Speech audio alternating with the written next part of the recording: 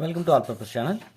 ఈ వీడియోలో మనం 8వ తరగతి తెలుగు పాఠ్యపుస్తకంలో నుండి మొదటి పాఠ్యాంశం ఆంధ్ర వైభవం. ఈ పాఠ్యాంశంలో ఉన్నటువంటి భాషాంశాలు, వ్యాకరణాంశాలు, ఇతర అంశాలు చూద్దాం. మొదటగా 4వ పేజీలో గేయం చదివి పట్టికలో సూచించిన విధంగా పదాలు రాయండి అన్నాడు. 3 అక్షర పదాలు ఇక్కడ, 5 అక్షర పదాలు, ద్విత్వాక్షర పదాలు, సంయుక్తాక్షర పదాలు.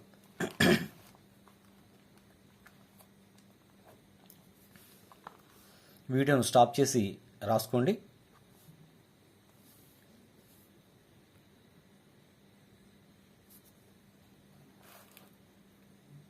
అదేవిధంగా పేజ్ నెంబర్ 4లో ఈ అంశం గేయం ఆధారంగా కింది పట్టికను పూరించండి అన్నాడు. నదుల పేర్లు, వ్యక్తుల పేర్లు, వస్తువుల పేర్లు, ప్రాస పదాలు. ఇక్కడ నదుల పేర్లు రాయాల్సి ఉంది. కృష్ణానది ఇక్కడ ఇవ్వడం జరిగింది. తుంగభద్ర పైన రాసుకోండి. వ్యక్తుల పేర్లు రుద్రమదేవి, బాలచంద్రుడు, తిక్కనార్యులు, త్యాగరాజు. వస్తువుల పేర్లు ఇవి. ప్రాసపదాలు ప్రాసల ఆధారంగా పదాలను రాయమన్నాడు. పంట, వంట, గంట, జంట, మంట, కంట. ఇదే విధంగా ప్రాసపదాలు ఇవి.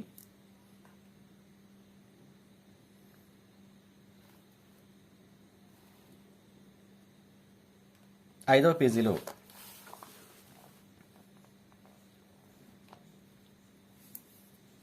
గేమ్లోని కింది వ్యక్తులు తెలుగు జాతికి చేసిన సేవను ఒక వాక్యంలో రాయమన్నాడు. కందుకూరి వీరేశలింగం బాల్య వివాహాలను వ్యతిరేకించారు. గిడుగు రామ్మూర్తి వ్యావహారిక భాషోద్యమం నడిపించారు. గురజాడ అప్పారావు తన రచనల ద్వారా సమాజ చైతన్యం తెచ్చారు. సమాజంలో అని కూడా రాయొచ్చు. త్యాగరాజు కీర్తనల ద్వారా భగవంతుని ఆరాధించిన వాగ్గేయకారుడు.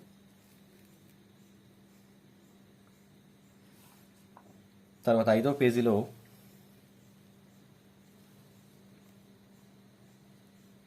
భావం ఇచ్చి ఈ భావానికి సరిపడే గేయ పంక్తిని రాయమన్నాడు. తిక్కన కవిత్వంలో తెలుగు భాష తేనెలొలికింది. దీనికి సరిపోయే పాఠ్యాంశం గేయంలో ఉన్నటువంటి పంక్తి తెలుగు పలుకులు తేనెనొలికెను తిక్కనార్యుని కవితలోన. అదేవిధంగా పాడి పంటలు సమృద్ధిగా లభిస్తాయి. దీనికి పాడి పంటలు పొంగి పొరలుచు దండిగా మన దేశం ఉండగా. గురజాడ దేశమంటే మనుషులని చాటి చెప్పారు. దేశమంటే మనుషులేనని చాటి చెప్పిన అప్పారాయుడు. గురజాడ ఉంది, ఇక్కడ అప్పారాయుడు ఉంది. అంటే గురజాడ వెంకట అప్పారావు గారు.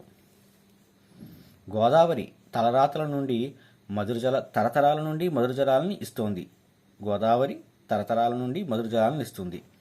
యుగ యుగముల నుండి బంగారు గంగనిచ్చడు గౌతమీ నది. గౌతమీ నది అంటే గోదావరి నది. 6వ పేజీలో నదుల పేర్లు, పర్యాటక స్థలాలు, చిత్రకారులు. గేయంలో ఉన్నటువంటి అలాగే మన ఆంధ్ర ప్రాంతంలో ఉన్నటువంటి నదులు, పర్యాటక స్థలాలు, చిత్రకారులు ఇక్కడ రాయాల్సింది. గోదావరి, కృష్ణ, తుంగభద్ర, వంశధార, నాగావళి, పెన్న. అరకులోయ, బేలుం గుహలు, హార్స్లీ హిల్స్, పాపికొండలు, లంపసింగి, విశాఖ తీరం. చిత్రకారులు అడవి బాపిరాజు, దామెల్ల రామారావు, బాపు, వడ్డాది పాపయ్య. తర్వాత ఒక పేరా ఇవ్వడం జరిగింది. ఆ పేరాను చదివి ప్రశ్నలు తయారు చేయాలి. కొన్ని ప్రశ్నలు. సాహిత్యం ఎటువంటిది? మనిషిని ఆనందపరిచే కళ ఏది? సాహిత్యాన్ని నిర్మించేది ఎవరెవరు? సంగీతం వేటిని చైతన్యవంతం చేస్తుంది? ప్రశ్నలే తయారు చేయమన్నారు. తర్వాత ఒక గేయం ఇచ్చాడు. ఆ గేయానికి సంబంధించి ప్రశ్నలు ఇచ్చాడు. 7వ పేజీలో గేయం చదివి ఈ ప్రశ్నలకు సమాధానాలు రాయాల్సి ఉంది. కవితలో ఉన్న నదుల పేర్లు గోదావరి, కృష్ణ. తోడబుట్టిన వాళ్ళు అని అర్థం వచ్చే పదం కవితలో ఏది? తోబుట్టువులు. పంటలను కవి దేనితో పోల్చాడు? బంగారంతో పోల్చాడు. వాహిని అంటే అర్థమేమిటి? నది. తరువాత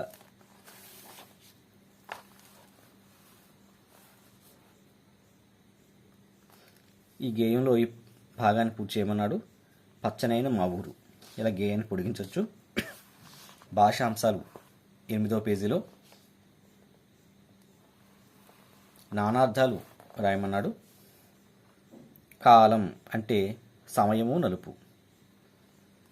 దిక్కు అంటే దిశ, శరణం. వ్యవసాయం నానార్థము కృషి, ప్రయత్నం. 1, 3, 4. తరువాత నానార్థాన్ని జత చేయమన్నాడు. సీమ ఈ దేశము, ప్రదేశము, రాజ్యము. ఆడు ఉ నర్తించు, చలించు, ఆడువారు. పాడి ఆ క్షీరం, ధర్మం, న్యాయం. జాడ ఆ విధం, ఆచూకీ, దారి.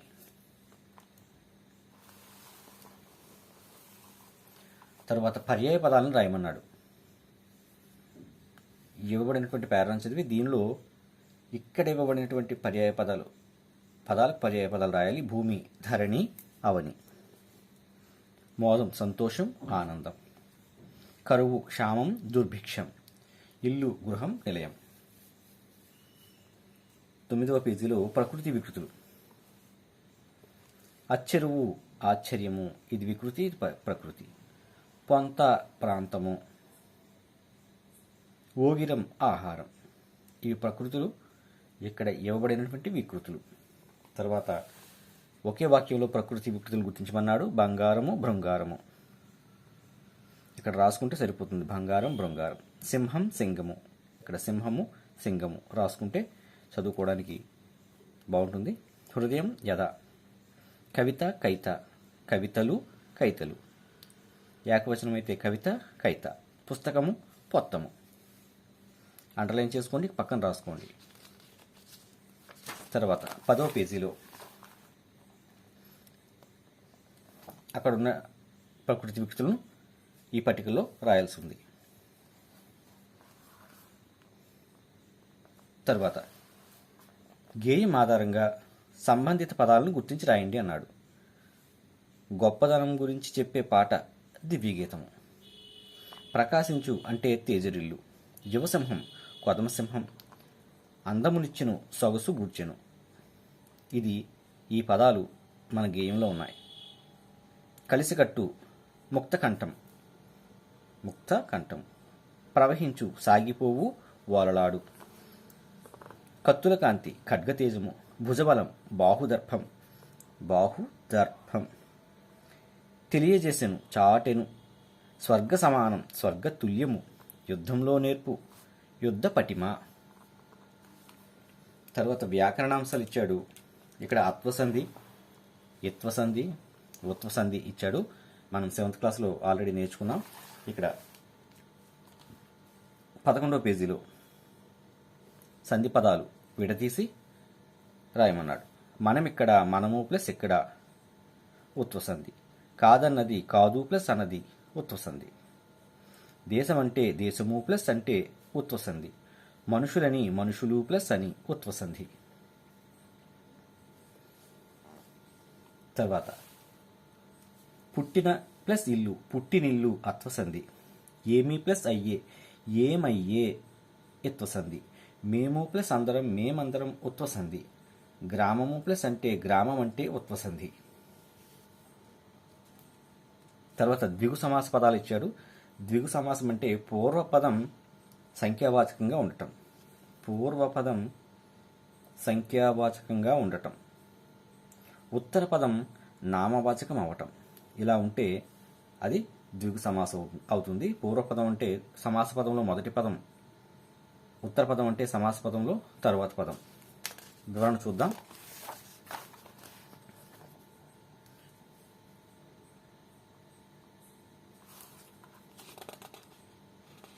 ఇక్కడ చూడండి, 6 కోట్లు. దీంట్లో పూర్వపదం 6, ఇది సంఖ్యావాచకం. కోట్లు నామవాచకం. పూర్వపదం సంఖ్యావాచకం కాబట్టి ద్విగు సమాసం.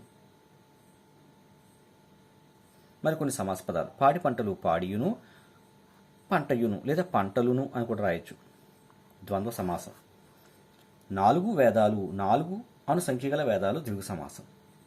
4 పూర్వపదం సంఖ్యావాచకం, వేదాలు నామవాచకం.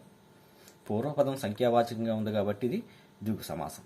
పూర్వపదం అంకె అయితే ద్విగు సమాసం అవుతుంది. కొన్ని సందర్భాల్లో బహువ్రీహి అవుతుంది. అది వ్యాకరణాంశాలు చూద్దాం. సిరి సంపదలు, సిరియును సంపదలను ద్వంద్వ సమాసం. 6 కోట్లు, 6 అను సంఖ్య గల కోట్లు ద్విగు సమాసం. విగ్రహవాక్యాలు రాసి సమాసపదం రాయమన్నాడు. తల్లిదండ్రులు, తల్లియును తండ్రియును ద్వంద్వ సమాసం. 4 దిక్కులు, 4 సంఖ్య గల దిక్కులు ద్విగు సమాసం. అన్నదమ్ములు, అన్నయును తమ్ముడును ద్వంద్వ సమాసం. అష్టదిక్పాలకులు, అష్ట అను సంఖ్య గల దిక్పాలకులు, ఇది ద్విగు సమాసం. ద్విగు, అష్ట, ద్విగు సమాసం. తరువాత 13వ పేజీలో విభక్తి ప్రత్యయాలను ఉపయోగించి ఉదాహరణలు రాయమన్నాడు. ఉదాహరణకు పాము వలన భయం ఇచ్చాడు. వలన అంటే వలన కంటెంట్ పట్టి, ఇది పంచమీ విభక్తి అవుతుంది. అదేవిధంగా కొన్ని ఉదాహరణలు రాయమన్నాడు. రాముడు అడవులకు వెళ్ళాను. రాముడు, ఇది ప్రథమా విభక్తి ప్రత్యయం. వృక్షమును నరకవద్దు, ను ద్వితీయ విభక్తి ప్రత్యయం. కత్తి చేత కొట్టబడినది లేదా నరకబడినది అని రాసిన బాగానే ఉంటుంది. చేతంచేయం తోడంతో తృతీయ విభక్తి. వంట కొరకు శాల, వంటశాల కొరకు చతుర్థి విభక్తి. దొంగ వలన భయము పంచమీ విభక్తి. రాముని యొక్క బాణము రామబాణం షష్ఠీ విభక్తి. చెరువునందు నీరు సప్తమి విభక్తి. ఓ కృష్ణ ఇటురా, ఓ సంబోధన ప్రథమా విభక్తి. విభక్తులను ఉపయోగించి కొన్ని వాక్యాలు రాయమని 12వ పేజీలో అడగడం జరిగింది. విభక్తులు ఇచ్చాడు, వాటిని అనుసరించి మనం ఇక్కడ విభక్తి ప్రత్యయాలతో కొన్ని వాక్యాలు రాసాం. ఇక్కడ ఉదాహరణకు మరికొన్ని ఇవ్వడం జరిగింది. గీత గీసిన ప్రత్యయాన్ని ఏ విభక్తితో చెప్పన్నాడు. గురించి ద్వితీయ విభక్తి. ని ద్వితీయ విభక్తి. తో తృతీయ విభక్తి. కొరకు చతుర్థి విభక్తి. ఓయి సంబోధన ప్రథమా విభక్తి. ఇది మొదటి పాఠ్యాంశము ఆంధ్ర వైభవానికి సంబంధించినటువంటి భాషాంశాలు, వ్యాకరణాంశాలు. ఈ వీడియో కనుక మీకు నచ్చినట్లయితే ప్లీజ్ సబ్స్క్రైబ్ అవర్ ఛానల్. మీ మిత్రులకు షేర్ చేయండి. Thank you.